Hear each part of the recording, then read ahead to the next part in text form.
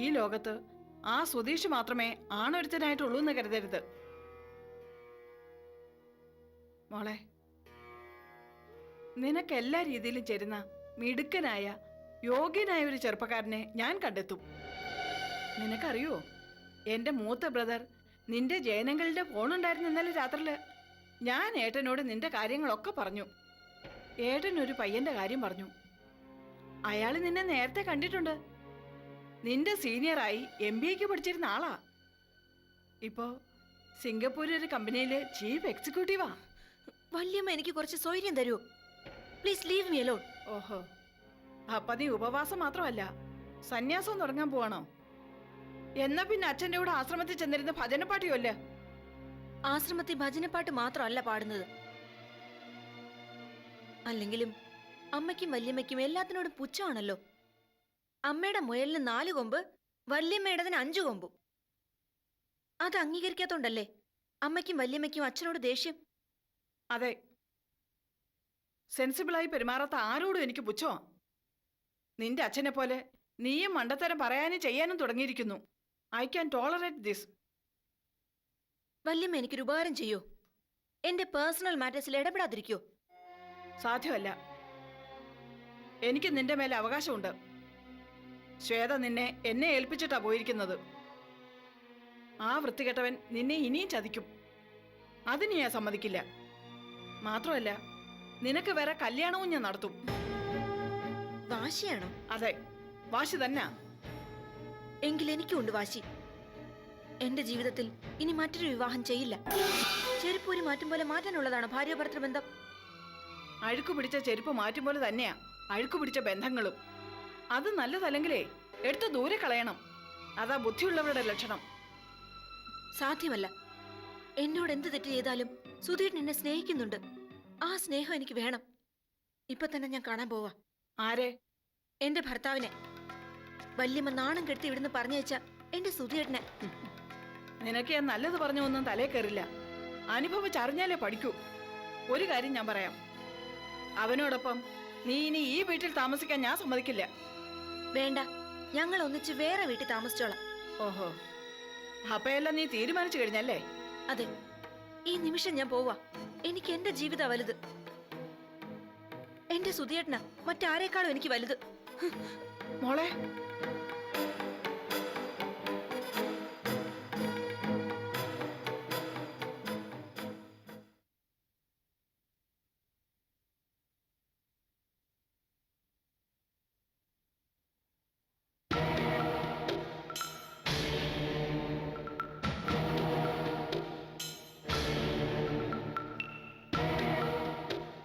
സുധീഷേട്ടൻ എന്നെ തീരെ പ്രതീക്ഷിച്ചില്ലെന്ന് തോന്നുന്നു. വർഷ, നീ എന്തിനാ ഇവിടെ വന്നത്? നീ വരരുതായിരുന്നു. ആ മേനോൻ സാറെങ്ങാണ് പറഞ്ഞ. Don't be foolish. ഞാൻ അത്ര മണ്ടിയാണെന്ന് കരുതിയോ? എന്റെ ഭർത്താവ് ബിസിനസ് ടൂറില, തായ്വാനിൽ പോയി. ഇനി 3 ദിവസം കഴിഞ്ഞേ വരൂ. എന്നാലും വർഷ, ഈ വരവും പോക്കും അപകടമാണ്. നമ്മൾ അറിയാതെ പലരും നമ്മളെ ശ്രദ്ധിക്കുന്നുണ്ടാവും. സുധീഷേട്ടൻ പണ്ടേ ഒരു ഭീരുവായിരുന്നു. ആ ഭീരുത്വ എന്നെ ഈ നിലയിൽ കൊണ്ടെത്തിച്ചത്. ഞാൻ എല്ലാം ഉപേക്ഷിച്ച് എന്റെ വീട്ടിൽ നിന്ന് ഇറങ്ങി വന്നപ്പോ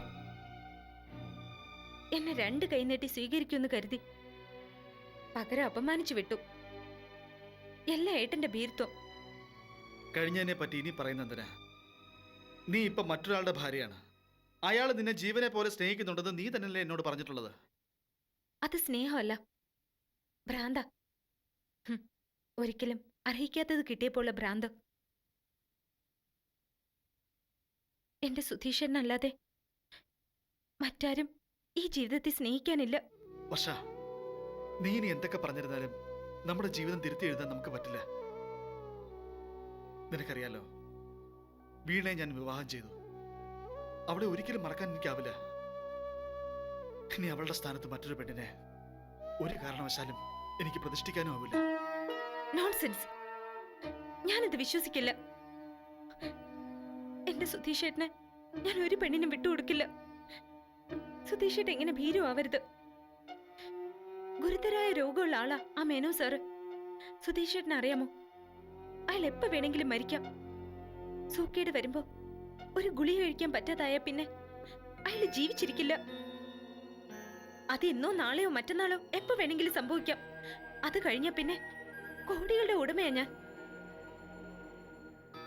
സുധീഷേട്ടാ, ഏട്ടന്റെ എല്ലാ സാമ്പത്തിക ബാധ്യതകളും ഒരു നിമിഷം കൊണ്ട് തീരും. പിന്നെ നമ്മൾ ഒരുമിച്ച് എവിടെയെങ്കിലും ദൂരെ ആരുടെ ശല്യമില്ലാത്തൊരിടത്ത് എന്റെ സുധീഷേട്ടനെ ഞാൻ സ്നേഹം കൊണ്ട് പൊതിയും. മരണം വരെ നമ്മൾ ഒന്നിച്ചു കഴിയും. വർഷ, നീ എടി,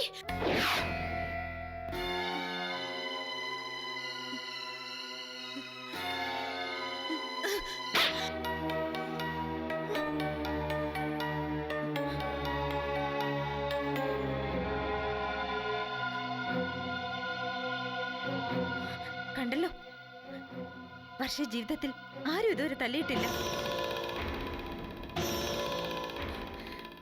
സുധീഷ് എന്നെ ഓർത്ത് മാത്രം തൽക്കാലം ഞാൻ ക്ഷമിക്കുന്നു. പക്ഷേ നീ ഓർത്തോ, വർഷമൊന്നും മറക്കുന്നവളല്ല.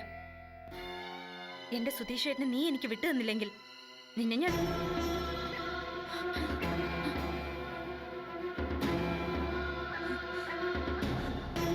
എനിക്ക് തൃപ്തിയായി. എന്റെ അമ്മയെ ധിക്കരിച്ച് എല്ലാം ഉപേക്ഷിച്ച് ഞാൻ ഓടി വരികയായിരുന്നു. ഈ കാലി കെട്ടിപ്പിടിച്ച് കരയാൻ, എല്ലാത്തിനും മാപ്പ് പറഞ്ഞ് ഒന്നിച്ച് ജീവിക്കാൻ. തിരിച്ചു ചെല്ലില്ല എന്ന് അമ്മയോട് പറഞ്ഞിട്ടാ ഞാൻ പോകുന്നത്. സുധീഷേട്ടനെ അത്രയ്ക്ക് ഞാൻ വിശ്വസിച്ചു പോയി. ഈ മനസ്സിൽ ഞാൻ മാത്രമേ ഉള്ളൂ എന്ന് കരുതി. പ്ലീസ് വിടാ. വേണ്ട, നുണ കണ്ടുപിടിക്കാൻ വേണ്ടി ബുദ്ധിമുട്ടണ്ട. എനിക്കെല്ലാം മനസ്സിലായി. സുധീഷേട്ടന് അവളെ മറക്കാൻ പറ്റുന്നില്ലല്ലേ? അവളെ സുധീഷേട്ടന് ഭയമാണ്. അതുകൊണ്ട് തന്നെ എന്നെ സ്നേഹിക്കാനും കഴിയുന്നില്ല. എനിക്കെല്ലാം മതിയായി, എല്ലാം. Good bye. വീണ, വീണ, ഞാൻ പറയുന്ന കേക്ക്. വീണ,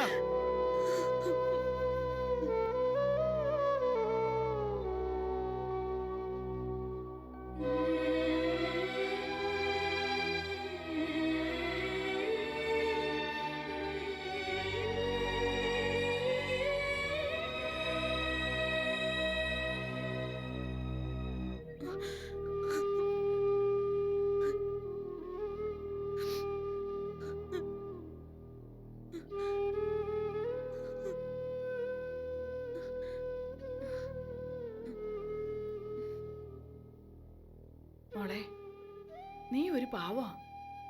അതാ നിനക്ക് ഈ ഗതി വന്നത്. ആ ദുഷ്ടനെ നിനക്ക് മനസ്സിലാക്കാൻ കഴിഞ്ഞില്ല. അട്ടയെ പിടിച്ച് മെത്തേ കിടത്തരുതെന്ന് പണ്ടുള്ളവര് പറയും. നീ ചെയ്തത് അതാ. നിന്നെ പോലൊരു പെണ്ണിനെ ആഗ്രഹിക്കാൻ പോലും അർഹതയില്ലാത്തവനവൻ. സ്നേഹമൊന്നും പ്രേമമൊന്നും ഒക്കെ പറഞ്ഞ് പറ്റിക്കൂടും. കാര്യം നേടി കഴിയുമ്പോഴോ തനി സ്വഭാവം കാണിക്കും. മോളെ, നീ തോറ്റു കൊടുക്കരുത്. ഏതായാലും നീ ആ ഒരുപെട്ടവന്റെ കരണക്കുറ്റിക്കൊന്നും കൊടുത്തില്ലേ, അത് മതി. എനിക്ക് തൃപ്തിയായി. ശ്വേതയുടെ അല്ല, നീ എന്റെ മോളാ. അതാ നിനക്ക് ഇത്ര തന്റെ ഇടം. ഇനിയല്ല വല്യമ്മ നോക്കിയോളാം. നീ തന്റെ ഇടമായിട്ടിരുന്നാ മാത്രം മതി. നിന്റെ അമ്മാവിനെ ഞാൻ ഫോണിൽ വിളിച്ച് കാര്യങ്ങളൊക്കെ പറഞ്ഞിട്ടുണ്ട്. അടുത്ത തിങ്കളാഴ്ച ജയേട്ട ഇങ്ങോട്ട് എത്തും. എത്രയും വേഗം നിന്റെ വിവാഹത്തിനുള്ള കാര്യങ്ങളൊക്കെ ഞാൻ ചെയ്തോളാം. ജയേട്ട ഇങ്ങോട്ട് വരട്ടെ. അവന്റെ കരണക്കുറ്റിക്ക് 2 കൊടുക്കണം. ആ കാര്യസ്ഥൻ കേശുനായരുടെ മുന്നിൽ വെച്ച് തന്നെ വേണം കൊടുക്കാൻ. വേണ്ട വല്യമ്മ, ഇനി ഇക്കാര്യം വല്യമ്മ പറയരുത്. എല്ലാം മറക്കാൻ ശ്രമിക്കുക ഞാൻ. Good girl. മറക്കണം, മറന്നേ പറ്റൂ. മോളെ, ആ വർഷം എന്ന് പറഞ്ഞവളെ ഏതോ ചേരിയിൽ ജീവിച്ചവളാ. അവളുമായിട്ടായിരുന്നു ആ സുധീഷിന്റെ പ്രേമം. അവളവനെ വിടത്തില്ല. ആ മേനോന്റെ കാശ് മുഴുവൻ അവള് തട്ടിയെടുക്കും. എന്നിട്ട് ആ സുധീഷിനെ അവള് കല്യാണവും കഴിക്കും. ഭയങ്കരി അവള്. ഇത്തരം വൃത്തികെട്ട ആൾക്കാരുമായി നമുക്കിനി ഒരു സഹവാസവും വേണ്ട. ഡൈവോഴ്സ് കഴിഞ്ഞാലുടൻ എന്റെ മോളുടെ കല്യാണം. അതിനു മുന്നേ തന്നെ ജയേട്ടനോടൊപ്പം എന്റെ മോളെ ഞാൻ സിംഗപ്പൂരിലേക്ക് അയക്കും. ഞാനും വരും. ഇനി നമുക്ക് ഈ നാട് വേണ്ട മോളെ. മാനാഭിമാനം ഉള്ളവർക്കേ കഴിയാൻ പറ്റിയതല്ല ഇവിടുത്തെ അന്തരീക്ഷം. മോള് കരയണ്ട, കിടന്നുറങ്ങിക്കോ. വല്യമ്മ കൂടെ നിന്റെ കൂടെ ഇവിടെ കിടക്കണോ? വേണ്ട വല്യമ്മേ. ശരി മോളെ. വല്യമ്മേ,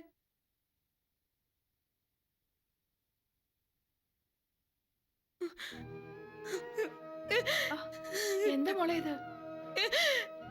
നീ ഇങ്ങനെ സങ്കടപ്പെടാതെ. വല്യമ്മേ,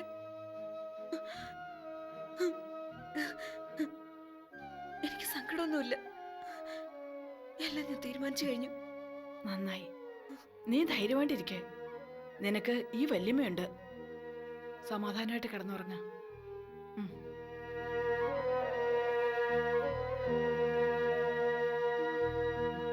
കിടന്നു.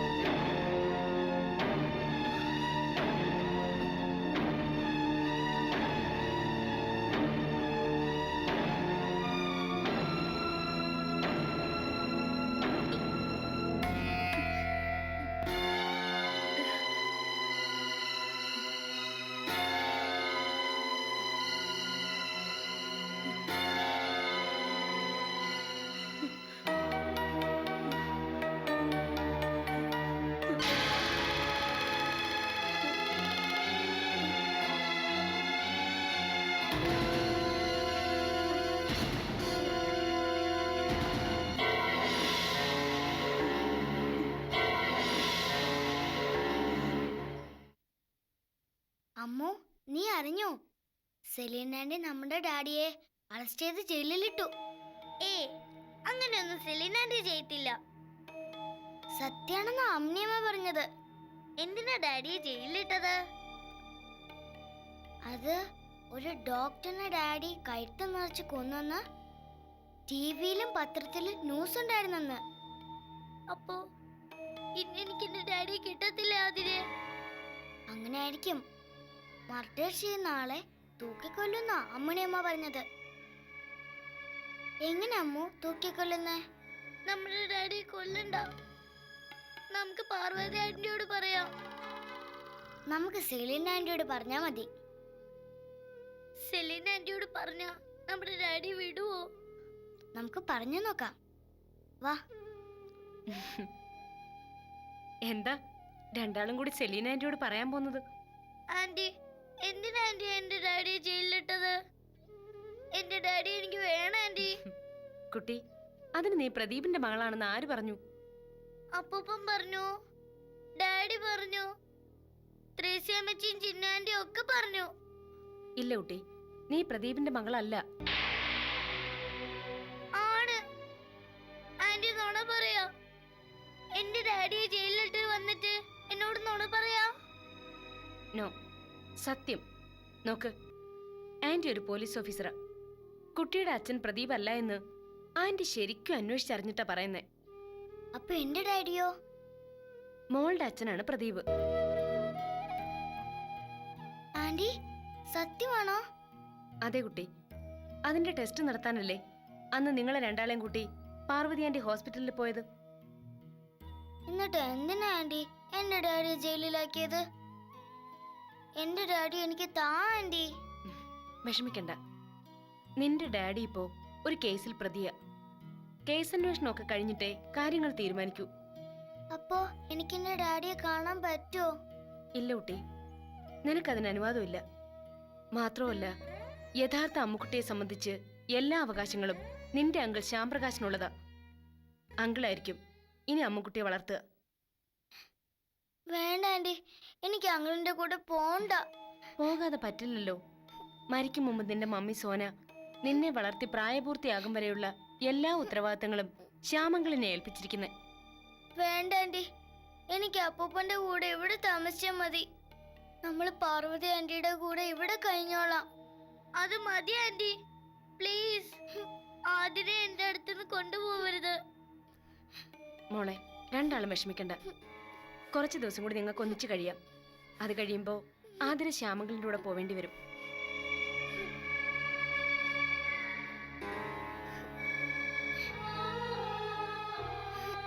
ഞാൻ പോവത്തില്ല അമ്മു. ഈ പോലീസ് ആൻഡ് ചീത്തയാ. ഡാഡിയെ പറ്റി പറഞ്ഞു നോക്ക് നുണയാ. ചീത്തയാന്റി.